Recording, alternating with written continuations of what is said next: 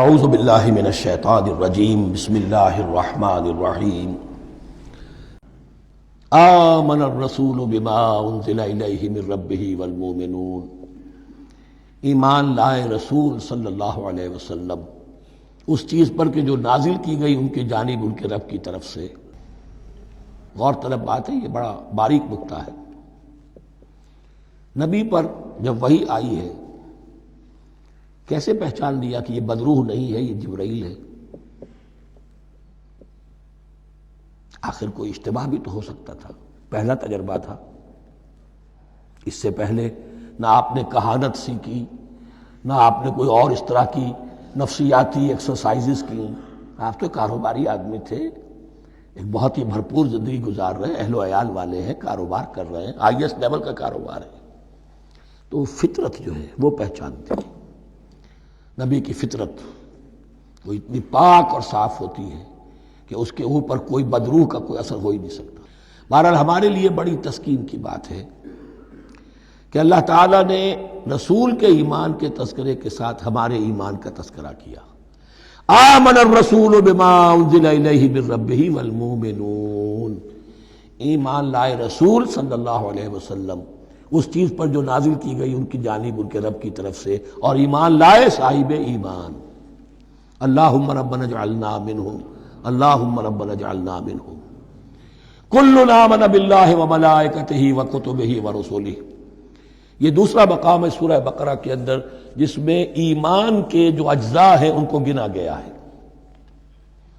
کچھ یاد ہے آیت البر؟ لیس البر ان تولوا وجوہکم قبل المشرق والمغرب ولکن البر من آمن باللہ والیوم الآخر والملائکۃ والکتاب والنبیین۔ یہاں بھی اسی طرح ہے، کل آمن باللہ وملائکتہ وکتبہ ورسلہ لا نفرق بین احد من رسلہ۔ اور یہ تیسری مرتبہ بات آ گئی ہے کہ رسولوں کے درمیان کوئی تفریق نہیں کی جائے گی۔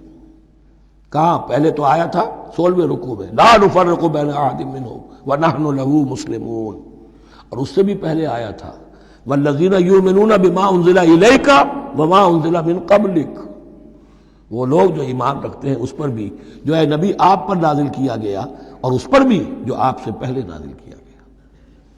لا نفرق بین احد من رسلہ، ہم اس کے رسولوں میں سے کسی کے مابین کوئی تفریق نہیں کرتے۔ تفضیل اسی صورت میں ثابت ہے، تلک الرسل فضلنا بعضهم علی بعض منهم من کلم اللہ ورفع بعضهم درجات وقالوا سمعنا واطعنا، وہی بات کہ جو کہی گئی تھی جب ان سے کہا گیا تھا واسمعوا، کیا کہا تھا انہوں نے؟